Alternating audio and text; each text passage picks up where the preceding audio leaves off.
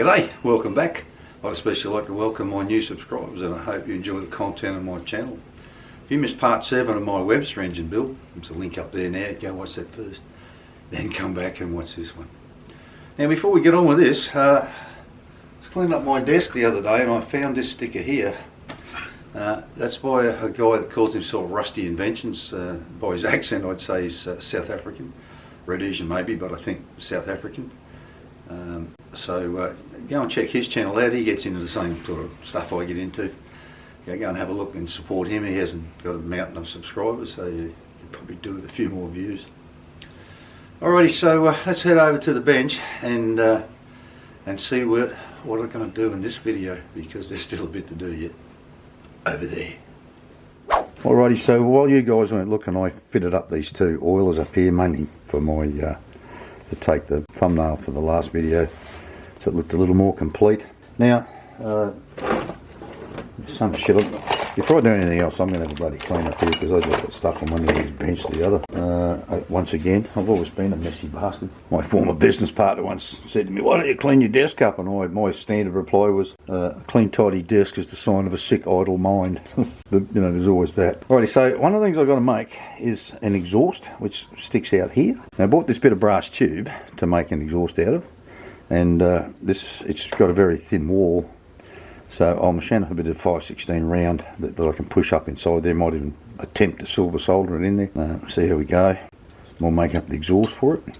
I also need to consult that vapour carburetor, for want of a better word, to see what size tube I need to make up to suck the vapour through, because I need to make something, an adapter to go on this port here for that tube to go onto. So I need to do that.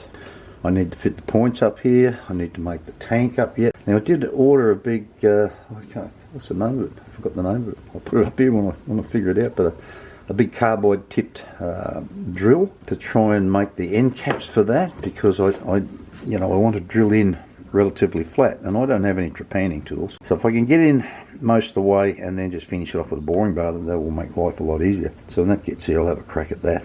I also need to make up this greaser for here, but I've got a M10x1 button die on order to put the thread on the outside of that, so it's got a fairly fine thread. So when that gets here, we'll make that up as well.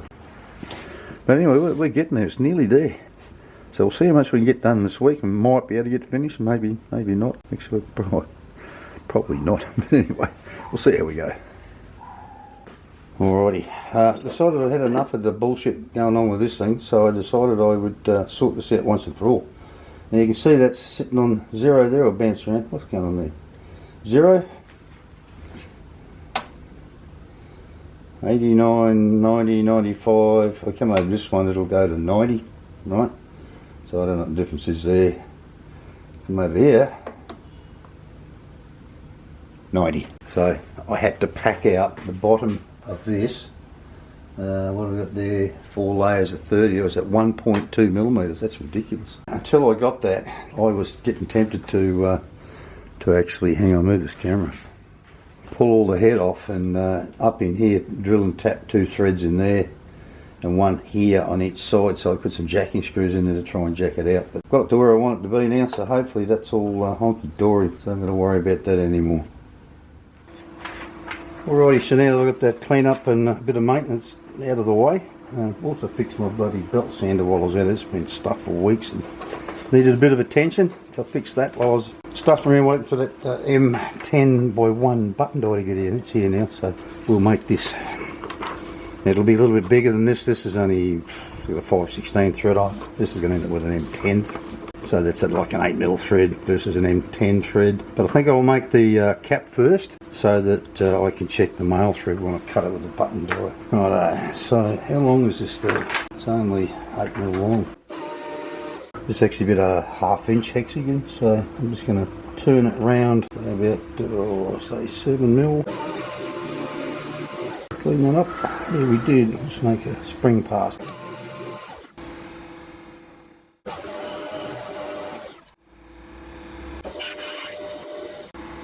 See, that looks small. Little chart hanging on the wall in the cupboard, and it doesn't have 10x1, but 10 by 125 is 8.5 and that's an 8.3. I'm not sure whether it'll be big enough or not. Seems a little start in there.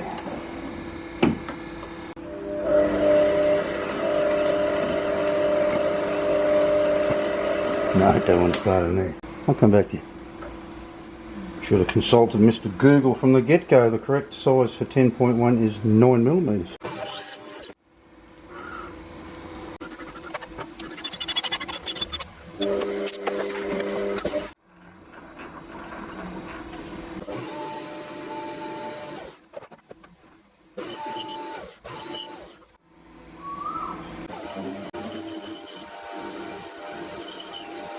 Oh, nearly tit 3. Oh, Jesus, look at the pattern on the back of that. Groovy, man. Psychedelic even. Righty, so now make up the bit that screws onto the end of the crankshaft.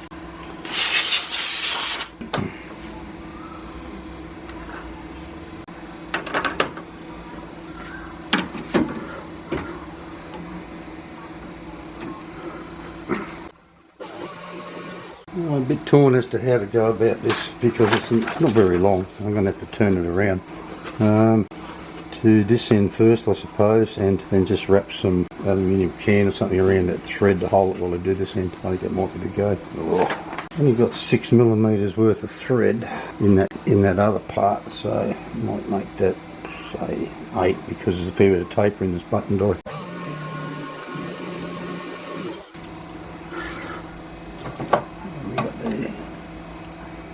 12.2, so I'm going to take another 2mm off.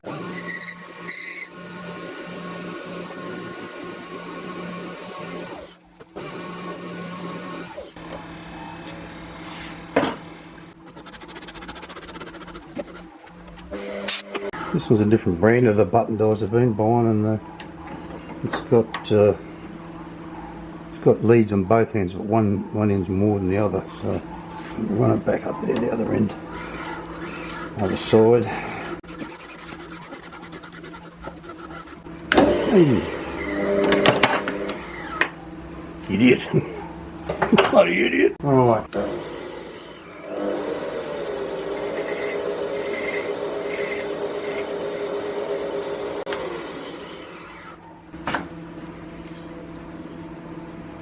Oops, a bit tight, right, so I need to close it up a bit. Thankfully this is a button die I can close up.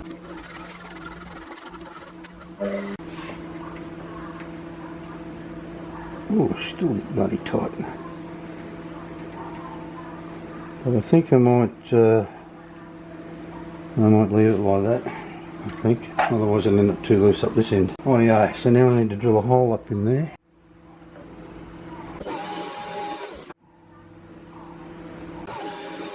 Yeah, 2.5mm hole up through that.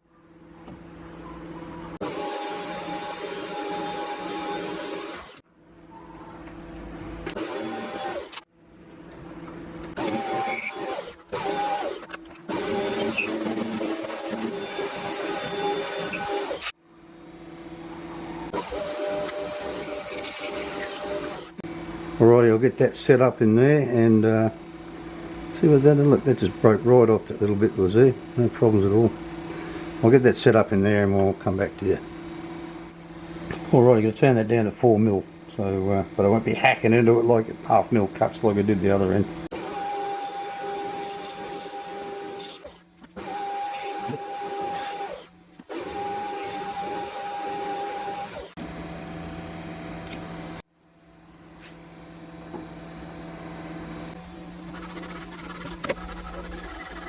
And this one I can turn around, but because it's set back in there, I'm going to have to leave it out of the bloody holder, I think.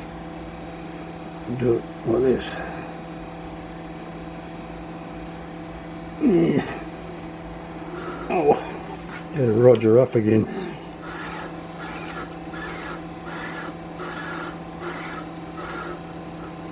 It's up against the shoulder.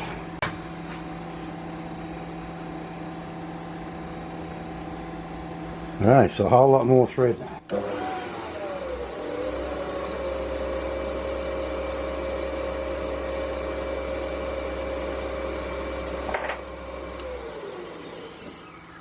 Alrighty, so that's that bit.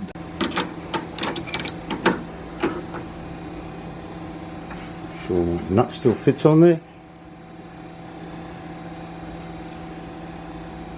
Beautiful.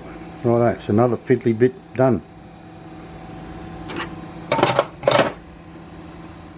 Alright, I'm back to putting up construction noises, but now it's not one house, it's two houses right next door, 3 houses down from me. Anyway, rightio, so I've cleaned a bit of this up, polished inside and out so I can have a crack at trying to solder it.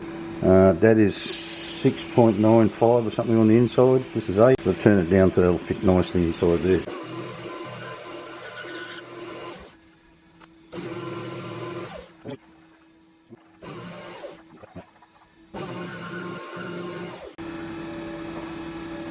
Oh, that'll be nice. Okay, tiny bit of a shaft.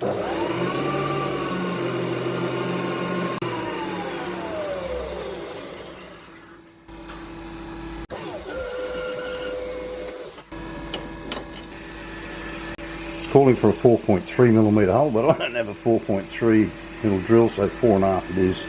I'm worried if I make it too small, I'll end up with too much back pressure.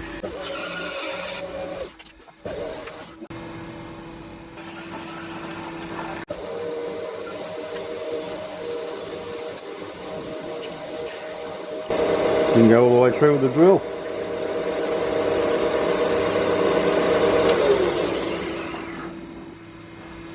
I'll rectify that before we go any further.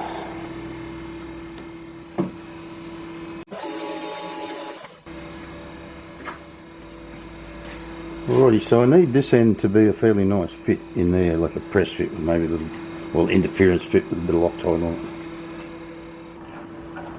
I know, gotta go down to 5.66, 5.67, somewhere around there, 5.657 maybe. It's at 7.9, so 2.2mm.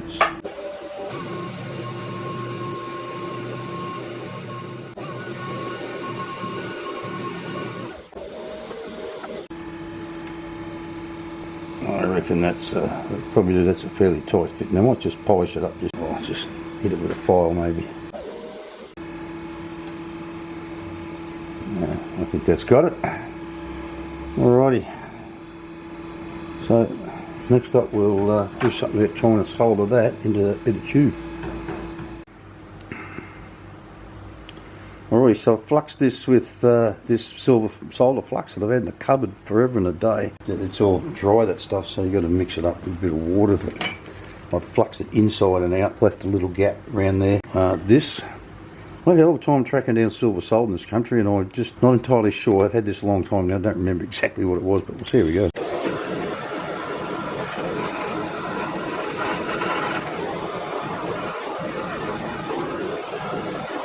Well, that looks like it took fairly well, so I'll let that cool off and then I'll put it back in the lathe. We'll clean it up a bit so it looks better. Looks like it's all one piece with a build up. Alrighty, so this actually came up pretty well. There's a bit of a mark just there, and just that line all the way around where I left a gap for the solder to go. But if I set this up right so that that's down, when I fit it into the valve body, you won't be able to see that daggy bit just there. Right, so what I'm going to do now is set it up in a collet chuck here on the mill and put a 30-degree, they're calling for a 30-degree angle on the end of it here. So I'll just set it up in the collet chuck and try and mill that off with it. Hope it doesn't grab it and just rip it apart. I squashed it a bit in the chuck when I put it in there, but I don't suppose that matters much. Anyway, so it's lunchtime now. I'm going to go have some lunch and I'll sort that out after lunch. Alrighty, that U-drill I was waiting on just arrived 2 minutes ago. I stuffed up when I ordered this. When I've ordered things kind of like this in the past, they've always come with 1 or 2 tips. So I didn't bother to order any, so I thought I'll see how it goes first before I go buying a box of tips that I might never ever use. It was only after about 2 or 3 days after I'd ordered, I checked and found out it didn't come with any, so I ordered a box. But there, the tips I ordered are only a day or 2 away. They're going through customs at the moment. Right, so I've got this all set up in here. Got that set at 30 degrees. Bounce around between 29.95 and 30, close enough for me. I'm really hoping that this does not tear that out of there. I really am. I just don't know how it's going to go. That's a brand new 12mm full flute end mill.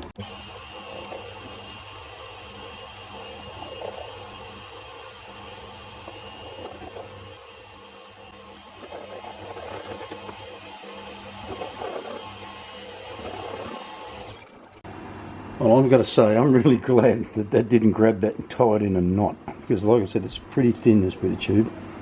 So I'll get it all deburred and that'll be that bit done. So I push it into this valve body, but it's not ready for that just yet. Alrighty, so I want to lap these valves in. I've already done one and it's sealing really well. I'm just using a bit of this W50 lapping paste that I used in the bore to lap it in. Got a bit of lapping paste on there now. We'll use the cordless drill to lap it in. I don't know whether that's bent or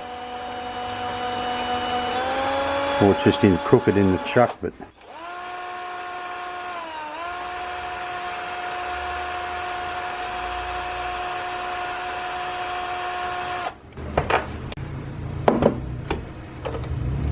I'll clean that off and have a bit of a look at it. The inlet valve, it was way up. Oh, well, you probably can't see this, but it was way up on the top edge, and this one pretty much is too, although it's a bit wider. Really hard to see if I've gone all the way around it yet. Doesn't look like I have, to be honest with you. I'll put it back in here and see if it leaks or not. The other one seals up really well. You can blow on it, nothing. As soon as I touch it, it just, comes good.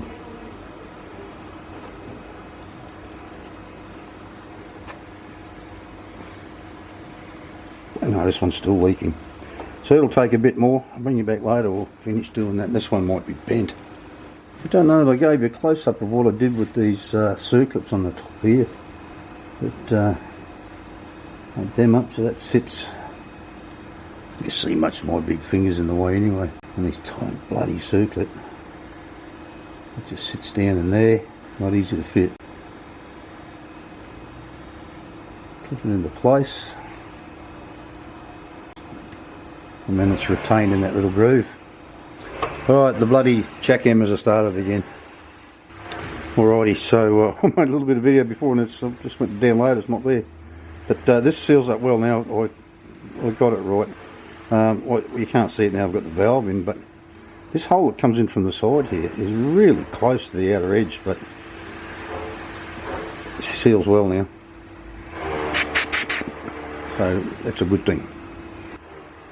Alrighty, finally got down the road this morning to the bolt shop, grab a few things. Been meant to do it for more than a week. Settled on a piece of nylon tube. I don't know what size it is. Check. I looked at the inside of it, not the outside of it. It's a bit of a 6mm, and the idea is about 4mm. So I've machined up this. Can we focus on that? Like a little hose tail. Hasn't got a very deep barb in it. That's 4.5mm. So I will heat this up, either in a bit of hot water or just with a bit of flame, and push it up over there. It should stay on there nicely. So that's for the fuel line. So we'll get that bit of Loctite on that, push it in, and now both these valves are seated, and I'll get this thing pushed in there as well. Got a little plastic here, hammer here somewhere, but I don't know where it is. So that's just a bit of a love tap for there and there, no problems. All the excess shit off it, so that's that one done. Now this one's going to be a bit trickier, but I've got a transfer punch here that'll fit up inside there, and there's also a tapered seat up in there that'll sit into. So a bit of Loctite on that. This bit actually shrunk on me when I soldered it up. I had to, that's all I don't want in there. I had to use one of these transfer punches that was just half a beastie bigger than the hole. Knock it down in there to open it back up again for me. It was just gone from being a nice interference fit to bloody loose as. Like a cock in a sock, so to speak. Well, which way this goes that way, and I want to point out the side. She goes there like that. And a little bit more. Oh yeah. So there we go, knocking this one in.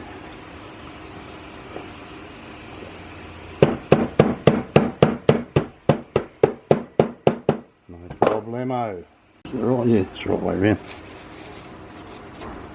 Oh yeah, so there's the other bit here. All goes like that. A couple of screws. I've got to cut these bloody screws. I've asked her for, I got a 20mm, she had bloody 30mm screws. Well, I'm bored. I'll cut the dang things off. Right, these to make sure these things don't leak, I bought some non-hardening gasket cement. It was shock of shit. I mean, when the tube arrived, I was expecting a little tube like we used to have back home in the workshops, about the size of this pen. Coming this about that round and about this friggin' long. I never use it all up. I had cut a couple of screws. No, that's not them. So what I'm going to do is, when I do the final assembly on this, on each of these, between these two, I'm going to put a smear of that non-hardening gasket cement. And I'll also put a smear of it on this centre part here. It's got to seal up against there to make sure we don't get any leaks. Alright, there we go. Look at that. He's pretty noisy, these two bloody gears. Anyway, I had to remake this damn thing. I was having trouble getting it to screw all the way up. Get out there. Against this. And had a great big gap in it. So I put a little tiny undercut on it and was trying to do it up. I just put a shifter on it with the nip and just snapped the bloody thing off so I can't make another one. So that's all done in there now. I've got one or two more brass fittings to make now. One is the fuel line coming out of the tank to come around here, join onto this. Not that one, let's do small, this one. And that's about it. Oh no, there's a breather for the top and maybe a drain for the bottom, something like that. But anyway, I don't know if I'll do that tank this week. Might leave that for next week yet. We'll see how we go. But I'll make up the fitting for here. I don't know whether I'll bother to show you that or not. It's a little complicated, could take me a while, but I'll make up my mind. I'll be handy most of the morning today, so I'm going to go and have some lunch and I'll decide what I'm going to do after lunch. At this point in the video, I'd like to thank my patrons. This continued support is greatly appreciated. If you'd like to become a patron, there's a link down in the description. You can sign up there and drop me a couple of dollars every month. If you don't want to be a regular contributor, there's always buy me a coffee. Now, let's get back to the build. Alrighty, so it's a bit hard to bloody talk over all this noise that's going on. But anyway, while I was having lunch, I did a bit of editing and I sort of spotted something that I hadn't done yet. And that was the cam for the ignition points. So I've knocked that up while you weren't looking.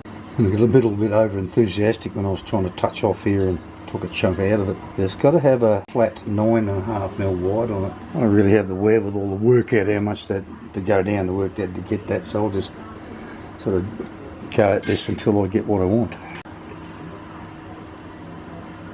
I don't know what this is, a bit of scrap pinion, so.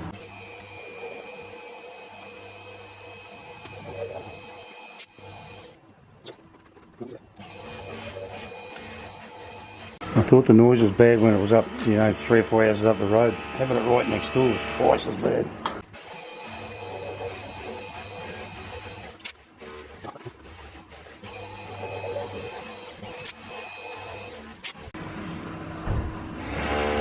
Oh, Jesus, that's nearly probably 9. Another 0.1, see what I get. It's probably kind of really nice, that. That's that new 12mm end mill I used the other day for something else. Oh, I'm going to call that 9.5. It's hard to see, but it's definitely more than 9.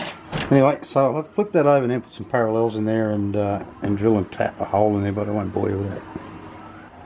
Alrighty, so there's that bit. That's the cam for the points.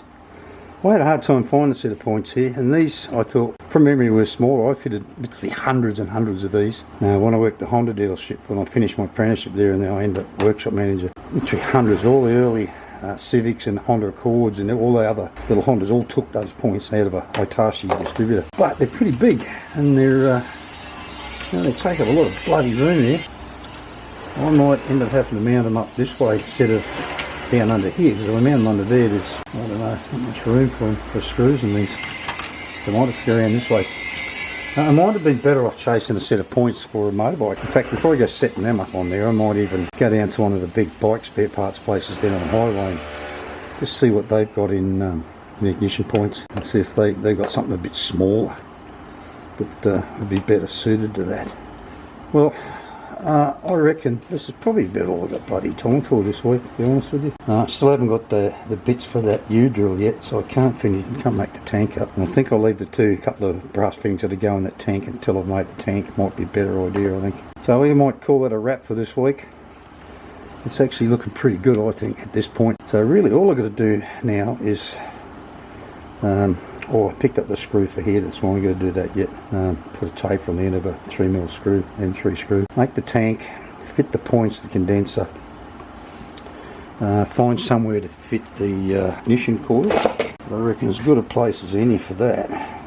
It's probably over here somewhere on this side, I don't know. Probably better I'll wait to fit the tank up and see. It's got a big long bloody lead on it. And it won't fit this. This hasn't got a, I'll turn it around, you can see it. You can't unscrew the end off this spark plug, so I might end up having to put that in the lathe and just turn that down a little bit, because this thing's got like a wire clip up inside that won't fit on that. So I'll have to do something with that. I'll have to take that boot off too and cut a piece off the end, whatever, I don't know. But anyway, I'll find somewhere to fit that. Maybe just here on the end, I don't know, somewhere. But anyway, so we're nearly there, and I reckon I can probably finish this next week. So we'll call it quits for today, and I'll see you all next week. Hope you've been enjoying watching me do all this. It's looking pretty bloody spiffy, I reckon. I'm really pleased with how it's coming up. So if you have been enjoying it, make sure you give it a great big thumbs up and smash that like button. And I'll see you all next week. Bye bye.